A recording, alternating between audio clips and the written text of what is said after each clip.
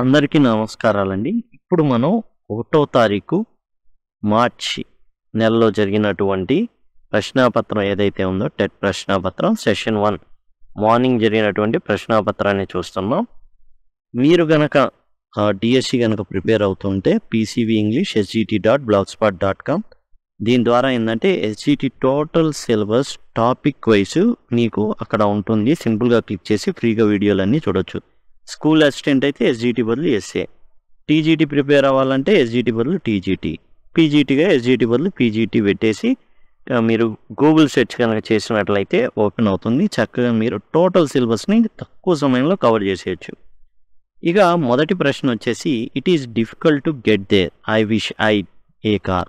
చూడండి, ఎప్పుడైనా విష్ వచ్చింది అంటే తర్వాత వచ్చేది సింపుల్ పాస్ట్ టెన్స్లో ఉంటుంది. ఐ హ్యావ్ ఏ కార్ జనరల్గా ఏంటంటే నాకు కారు కలిగి ఉన్నాను, ఐ హ్యావ్ ఏ కార్ అంటాం.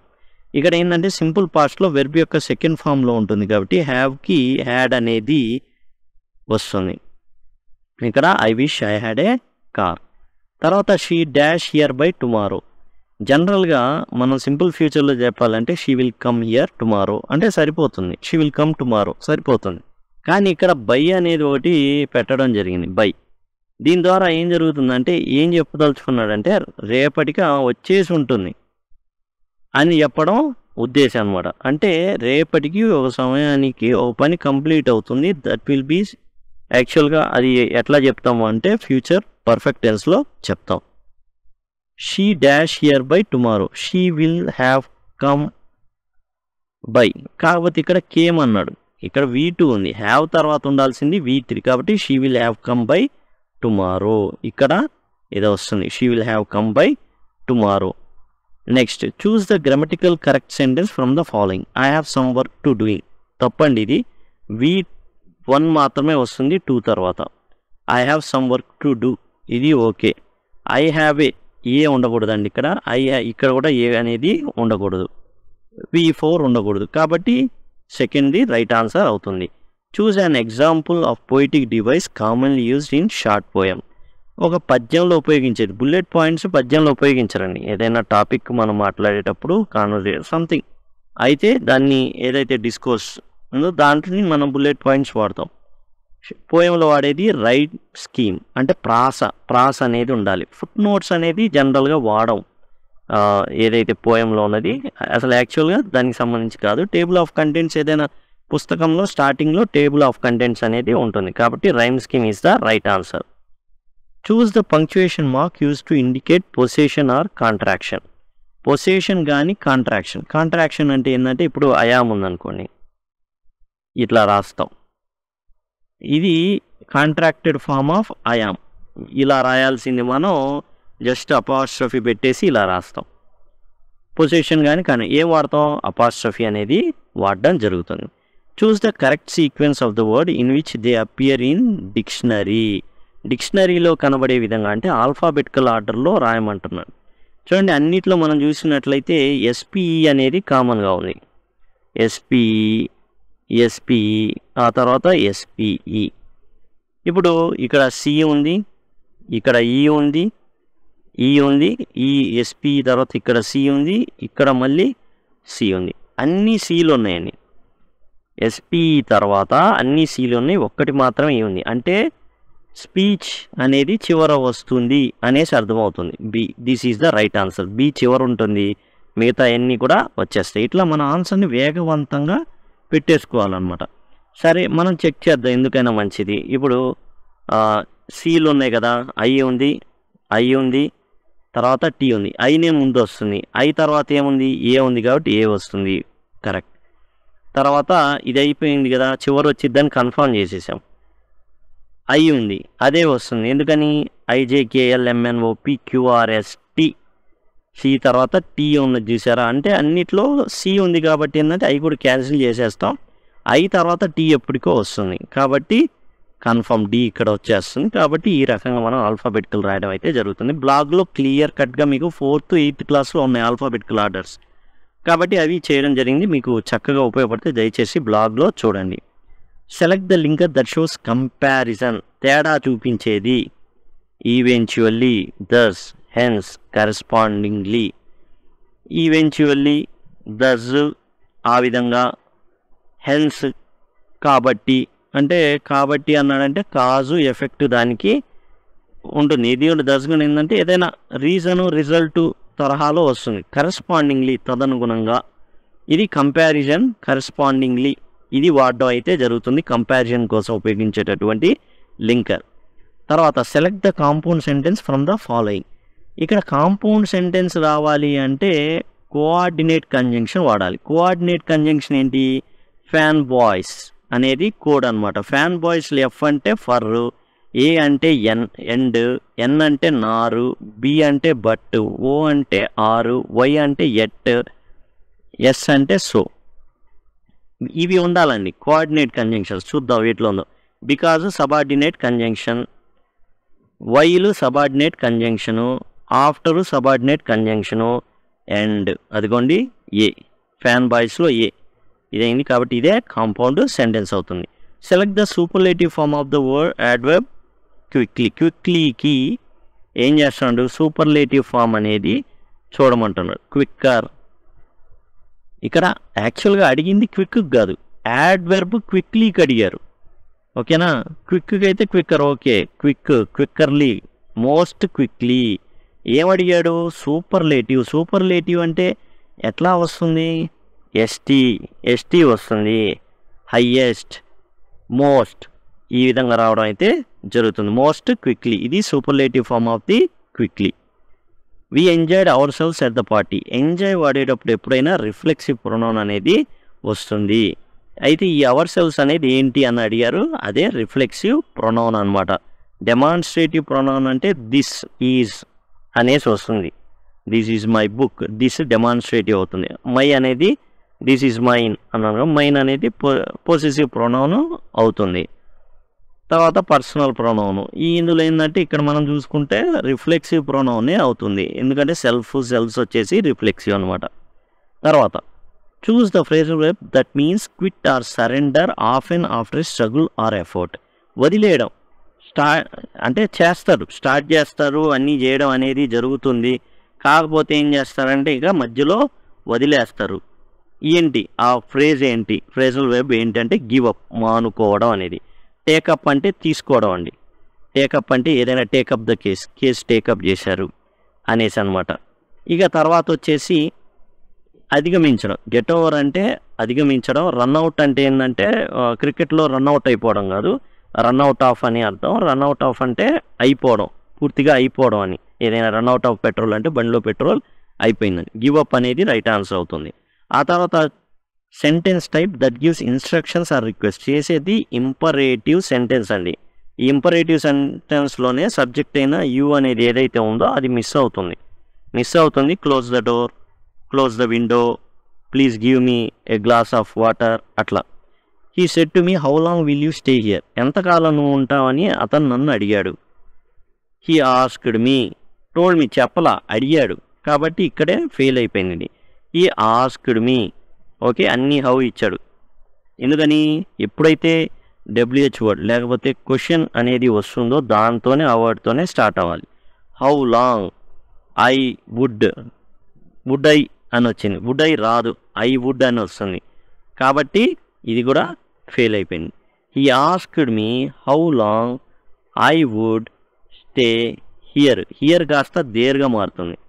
సింపుల్గా ఏంటంటే మనం ఇట్లా కూడా చూసే హియర్ దేర్గా మారుతుంది కాబట్టి మనం ఈ రెండిట్లో మనకు ఛాన్స్లు ఉంటాయి, 2 లేదా 4లో ఛాన్స్లు ఉంటాయి అనేసి. కాకపోతే ఇక్కడ ఆస్క్డ్ కాబట్టి అట్లా సులభంగా అనమాట. టైంని చాలా చక్కగా తొందరగా చేసుకోవడానికి ఈ పద్ధతులు అనేవి ఉపయోగపడతాయి. అంటే ఏం లేదు, హియర్ అనేది దేర్గా మారుతుందని తెలుసు కదా, అదే చెక్ చేయడం అనమాట. మొత్తం చెక్ చేసే బదులు సింపుల్గా అదే చెక్ చేసుకొని మనం ప్రొసీడ్ అవ్వం. 2 రైట్ ఆన్సర్ అవుతుంది. He asked me how long I would stay there. Diabetes dash very common among people who consume too much fast food. చూడండి ఇక్కడ ఏం చేశానంటే డయాబెటీస్ అనేది ఎస్ ఉంటుంది కాబట్టి ప్లూరల్ అనేసి అనుకుంటారు. ఇంతకుముందు కూడా మనకి ఒకటి ఇచ్చేవాళ్ళు ఎగ్జామ్లో, అసలు ఈ డయాబెటీస్ అనేది పెద్దగా తెలియని లేకపోతే ఇట్లా ఇది ఇచ్చేసి అడిగేవాళ్ళు. ఈ వ్యాధి గురించి ఏం చేసేవాడు అంటే మీజిల్స్ అని ఇచ్చి ఇట్లా అని ఇచ్చేవాళ్ళు. ఏమని అనుకుంటారని ఎస్ ఉంది కదా ఆడబెడతారు అనుకొని. కానీ ఇక్కడ డయాబెటీస్ అనేది వ్యాధి పేరు సింగులర్, ఈజ్ అనేది వస్తుంది. The diabetes is an expression used to convey praise. అంటే ఏంటంటే పొగడ్డానికి ఉపయోగించేది ఏంటి? కాంప్లిమెంట్ ఉపయోగిస్తారు. కాంప్లిమెంట్ ఇచ్చాడు అనేసి. క్లీషే అంటే పాతబడిపోయిన అనేసి అదొక అర్థం ఉంది క్లీషే అనేదానికి. యుఫోరియా అంటేనంటే బాగా అసలు ఎక్కువగా ఉండడం, హైయెస్ట్ పీక్లో ఎగ్జైట్మెంట్ అవన్నీ ఉండడం. రెబ్యూక్ అంటే గద్దించడం. ఈ కాంప్లిమెంట్ ఏంటంటే పొగడ్డానికి వాడబడేది అనమాట. మంచి కాంప్లిమెంట్ ఇచ్చాడే నీకు అనేసి అంటుంటారు. Correctly spelt word. ఇందులో మనం చూసుకున్నట్లయితే కామనాలిటీ మనం జాగ్రత్తగా గమనిస్తే 2 M'లు ఉంటాయి. అది మనం గమనించాలి. 2 M'లు ఉంటాయి. ఇక్కడ ఒక MA ఉంది, ఇక్కడ ఈ అనేది ఇవ్వడం జరిగింది కాబట్టి ఇది కూడా కరెక్ట్ కాదు. అండ్ మూడోది కరెక్ట్, ఇది కూడా తప్పు అనమాట. 2 M'లు ఉంటాయి. ఇది మూడోది కరెక్ట్ అవుతుంది. 2 M'లు కామనాలిటీ. తర్వాత we are aware always of the pain and horrors of the war. యుద్ధం అంటే ఏందనేది మనకందరికి తెలుసు అనేసి అనమాట. ఆల్వేస్ ఎప్పుడూ తెలుసు. సినానిమ్ అడిగాడు అవేర్ అనేదానికి. అవేర్ అంటే తెలుసున్నావు. ఇన్ఫార్మ్డ్. అవేర్ అంటే ఇన్ఫార్మ్డ్ తెలుసు. ఇగ్నోరెంట్ అన్నా, అన్ఇన్ఫార్మ్డ్ అన్నా, అన్కాన్షియస్ అన్నా ఇక్కడ ఉన్న దాన్ని అవేర్కి వ్యతిరేక పదాలండి. ఇన్ఫార్మ్డ్ అనేది అవేరు, ఇన్ఫార్మ్డ్ అనేది ఏంటంటే సినానిమ్స్ అనమాట. He lived alone, was not a mixture, had few friends and did not like spending time in idle chat. ఇది ఇచ్చేశాడు. ఇప్పుడు లైక్కి యాంటనిమ్ అడిగాడు. లైక్కి యాంటనిమ్ వచ్చేసి ఏంటంటే డిస్లైక్ అనమాట. Antonym dislike. ఎంజాయ్ అంటే మన ఎంజాయ్ మై సెల్ఫ్, నేను బాగా ఎంజాయ్ చేశాను. లవ్ అంటే ప్రేమించడం, ప్రిఫర్ అంటే ఆప్షన్ దానికి ఇవ్వడం ముందుగా. ఇక్కడ యాంటనిమ్ లైక్కి dislike. The following is not a technique of reading. రీడింగ్లో టెక్నిక్స్ ఉంటాయండి. స్కిమ్మింగ్, స్కానింగ్, ఇంటెన్సివ్ రీడింగ్, ఇవన్నీ కూడా టెక్నిక్స్ అండి. రీడింగ్లో ఇంటెన్సివ్ రీడింగు, స్కిమ్మింగు, స్కానింగ్ ఇవన్నీ కూడా రీడింగ్లో టెక్నిక్స్. కానీ ఇది ఏంటంటే ఎక్స్ట్రాపులేటింగ్. ఇదేంటంటే ఎక్స్ట్రాపులేటింగ్ ఏంటంటే మన దగ్గర ఉన్న డేటా ద్వారా నెక్స్ట్ ఏం జరగబోతుందని ఊహించడం. అది రీడింగ్లో ఉన్న స్కిల్ కాదు. ఎందుకంటే ఊహించడం అనేది దట్ ఈజ్ నాట్ సైంటిఫిక్. జనరల్గా ఏదైనా జరగవచ్చు. స్కిమ్మింగ్, స్కానింగ్, ఇంటెన్సివ్ రీడింగ్ అనేది రీడింగ్ టెక్నిక్స్ అనమాట. The vocabulary we use to communicate through spoken form or written form is. జనరల్గా మనం వొకాబులరీ ఏదైతే మనం మాట్లాడతామో దాన్ని యాక్టివ్ వొకాబులరీ అంటామండి. కాబట్టి ఇది రైట్ ఆన్సర్ అవుతుంది. 81. Planning the black board work is in a systematic way comes under. ఇప్పుడు మనం జనరల్గా ఏదైనా బోధించేటప్పుడు బ్లాక్ బోర్డ్ మీద ఇది రాయాలి అని ముందుగానే అనుకుంటాం. సపోజ్ యాక్టివ్ వొకాబులరీ రాస్తాం. యాక్టివ్ వొకాబులరీ అంటే మన దైనందిన జీవితంలో ఏదైతే మనం మాట్లాడుతూ ఉంటామో దాన్ని యాక్టివ్ వొకాబులరీగా పరిగణిస్తాం. దాన్ని మనం ఏం చేస్తామంటే బోర్డు మీద రాస్తాం. వచ్చినప్పుడల్లా పిల్లల చేత అండర్లైన్ చేయడం, బోర్డు మీద రాపిస్తాం. ఇది ఎప్పుడుదంటే ప్రీ టీచింగ్ స్టేజ్. మనం ముందే టీచింగ్కి రాకముందే ఈ యాక్టివ్ వొకాబులరీని కానీ ఏదైనా కానీ గుర్తుపెట్టుకొని ఓ చోట రాసుకొని మనం ఏం చేయాలంటే క్లాస్కి వచ్చిన తర్వాత మనం రెడీగా ఉండి ఆ పదం వచ్చినప్పుడు రాయిస్తాం. కాబట్టి ప్రీ టీచింగ్ స్టేజ్లోనే బ్లాక్ బోర్డ్ వర్క్ అనేది మనం సిద్ధమై ఉండాలి.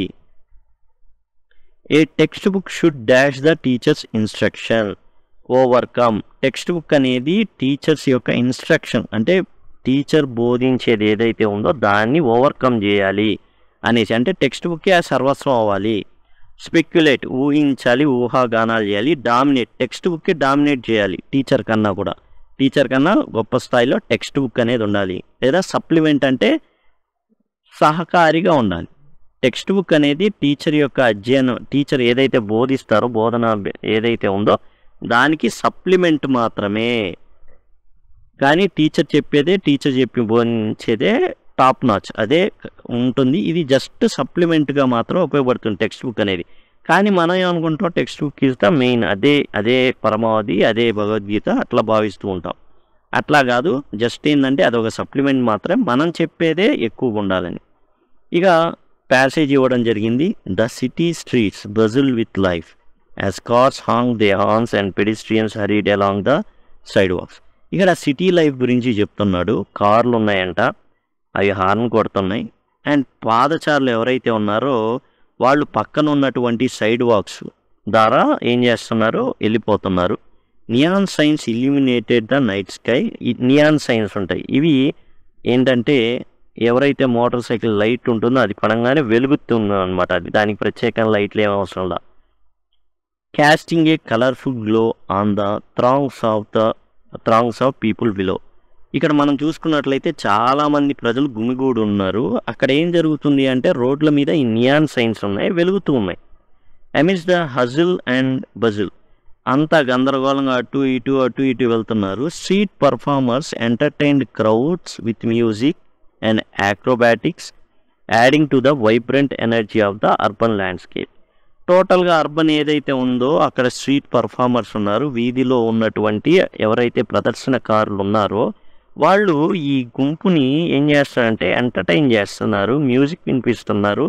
వాళ్ళ యొక్క యాక్రోబాటిక్స్ అంటే జనరల్గా సర్కస్లో చేసినట్టుగా వారు చేస్తున్నారు. చాలా ఎనర్జీ అనేది వాళ్ళకి అర్బన్ ల్యాండ్స్కేప్కి అది ఏమిస్తుందంటే ఎనర్జీ ఇస్తుంది.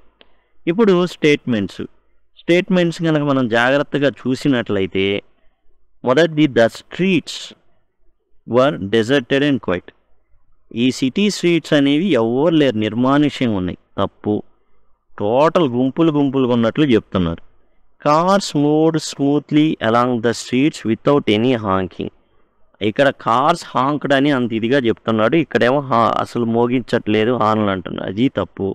నియాన్ సైన్స్ వర్ టర్న్ ఆఫ్ చేయడానికి నియాన్ సైన్స్ అయ్యేంటి అట్లా ఏం ఉండదు. నియాన్ సైన్స్ని టర్న్ ఆఫ్ చేసేది ఏం ఉండదు, అయ్యే ఆటోమేటిక్గా వెలుగుతూ ఉంటాయి. నియాన్ సైన్స్ అనేవి ఏదైతే వెలుతురు పడుతుందో ఆ వెలుతురుకి ఏమవుతుంది అంటే అవి వెలుగుతూ ఉంటాయి, టర్న్ ఆఫ్ చేసేది ఏమీ ఉండదు దాన్ని. Street performance added pleasure to the urban scene. నిజం. ఎట్లా మ్యూజిక్ పెట్టారు, తర్వాత వాళ్ళు విన్యాసాలు చేస్తున్నారు, దాన్ని బట్టి ప్రజలందరూ కూడా ఆనందిస్తున్నారు. Pedestrian walking leisurely along the streets చాలా లీజర్గా వెళ్తున్నారంట. లీజర్గా కాదు, హరీడ్ అలాంగ్ అంటాను. లీజర్ ఎక్కడ వ్యతిరేకం ఇది, కాబట్టి ఇది కాదు. The city streets were dimly lit by traditional gas ల్యాంప్స్తో నింపబడినాయి అంట. నో, అసలు ఎట్లా ఉంది అసలు అట్లా ఏం ఇవ్వాల. జనరల్గా సిటీ స్ట్రీట్స్ అనేవి గ్యాస్ ల్యాంపుల వల్ల వెలిగించబడినాయి అని ఇవ్వలేదు, అలా ఏం లేదు.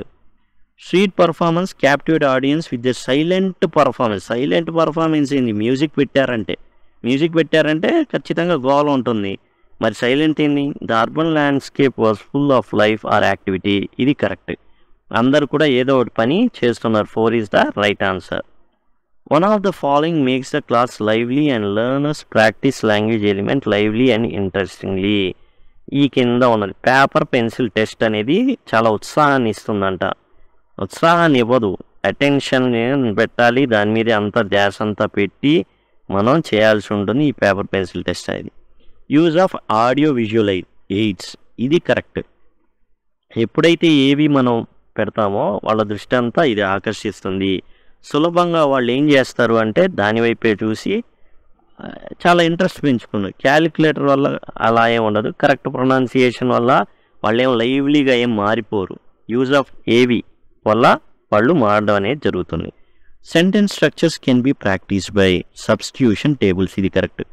3rd క్లాస్ నుంచి మనం చూసుకున్నట్లయితే 2nd class, 3rd class, 4th, 5th అన్నిట్లో సబ్స్టిట్యూషన్ టేబుల్స్ ఇచ్చారు. సెంటెన్స్ స్ట్రక్చర్స్ మనం ఈజీగా ప్రాక్టీస్ చేయొచ్చు. ఎస్ఏ టైప్ క్వశ్చన్స్కి కాదు, ఎంసీక్యూస్కి కాదు, 1 వర్డ్ ఆన్సర్స్కి కూడా కాదు. అది ఓన్లీ సబ్స్టిట్యూషన్ టేబుల్స్ అనేవి సెంటెన్స్ స్ట్రక్చర్స్ని ప్రాక్టీస్ చేయడానికి. The tiger strategically attacks from under in కాదు, కింద నుంచి అంట. అండర్ ఇన్ 3 పెట్టేశాడు, ఫ్రమ్ బిహైండ్ వెనక నుంచి వేసిద్దంట. యాజ్ ఏంటంటే ఈ ఏదైతే ప్రిపోజిషన్స్ ఇవన్నీ సెట్ కరెక్ట్గా ఉన్నాయో అట్లా ఉంది ఇది. Around of, as against of, ఇవి అయితే యాక్చువల్గా అంత అట్లా ఇలా ఏం వాడరండి. ఫ్రమ్ బిహైండ్ వెనక నుంచి స్ట్రాటజిక్గా దాడి చేసింది. Select the sentence that contains a subordinate class. Subordinate class కావాలి అంటే సబార్డినేట్ కంజంక్షన్ ఉండాలి.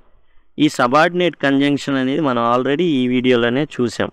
కోఆర్డినేట్ కంజంక్షన్ అనే దాని గురించి, ఫ్యాన్ బాయ్స్ గురించి మనం వినడం అయితే జరిగింది. ఫ్యాన్ బాయ్స్ అనేసి ఏదైతే కోఆర్డినేట్ కంజంక్షన్, సబార్డినేట్ కంజంక్షన్స్ అనేవి ఏంటో చూద్దాం. Sentence that contains subordinating clause. Subordinating clause అంటే సబార్డినేట్ కంజంక్షన్ అని ఉంటాయి. ఇది సబార్డినేట్ కంజంక్షన్ అండి. ఆఫ్టర్ ఇంకెక్కడైనా ఉన్నాయా? ఏ లేవు. ఇది సింపుల్ సెంటెన్స్, ఇది సింపుల్ సెంటెన్స్, ఎటువంటి కోఆర్డినేట్ లేదు, సబార్డినేట్ కంజంక్షన్ లేదు. ఇది కూడా సింపుల్ సెంటెన్సే. ఎందుకని? కోఆర్డినేట్ కంజంక్షన్, ఫ్యాన్ బాయ్స్ లేదు, ఫర్ ఇవన్నీ మనం చెప్పుకున్నాం కదా ఈ వీడియోలోనే ముందుగా, అయ్యేం లేవు. మనం చూసుకుంటే అదిగోండి లేవు కదా.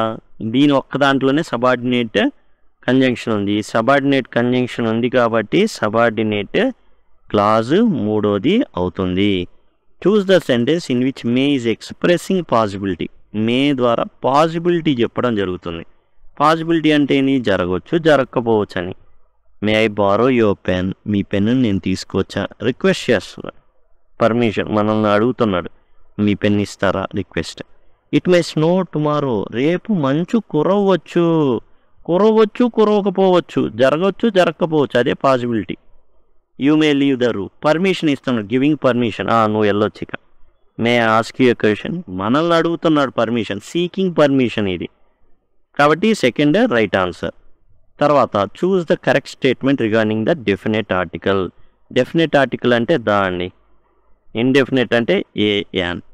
The is used before a singular noun that indicates somebody's profession. ఒకళ్ళు ఒక వృత్తి చేస్తున్నారని చెప్పడానికి ద వాడడం. ఈజ్ ఏ డాక్టర్, ఏ వాడతాం. The is used to introduce nouns for the first time. First time వాడితే once upon a time there was a king. First time వాడేటప్పుడు a వాడతాం, లేకపోతే యాన్ వాడతాం సందర్భాన్ని బట్టి. The is used to refer to specific nouns already known to the listener. ఇది correct. Once upon a time there was a king. The king had 7 sons. ఒకసారి a king అన్నాం, రెండోసారి ద కింగ్ అంటాం, అది correct. The is not use before nouns. Noun ముందు వాడడం అనేది జరగదు అనేసి అంటున్నాను. నౌన్ ద బాయ్ అనేది వాడుతుంటాంగా, ద గర్ల్ అని వాడుతుంటాంగా స్పెసిఫిక్గా పలానా అమ్మాయి పలానా అబ్బాయి అని చెప్పడానికి. కాబట్టి ఇది కూడా కాదు, వాడకూడదు అంటున్నాడు, వాడతాం కదా. ఇది ఒక్కటే కరెక్ట్. ఏంటంటే ప్రీవియస్గా మనం ఏ కింగ్ అని ద కింగ్ అనేది తర్వాత వాడతాం కాబట్టి 3 is ద రైట్ ఆన్సర్. ఇదండి. అండ్ మీరైతే మాత్రం మర్చిపోవద్దు దయచేసి, బ్లాగ్ అనేది ఉంది చక్కగా, అందులో ప్రతి టాపిక్ కూడా ఈజీగా చెప్పబడి ఉంది, మీకు చాలా చాలా ఉపయోగపడుతుంది కాబట్టి దయచేసి గమనించండి. Thanks a lot.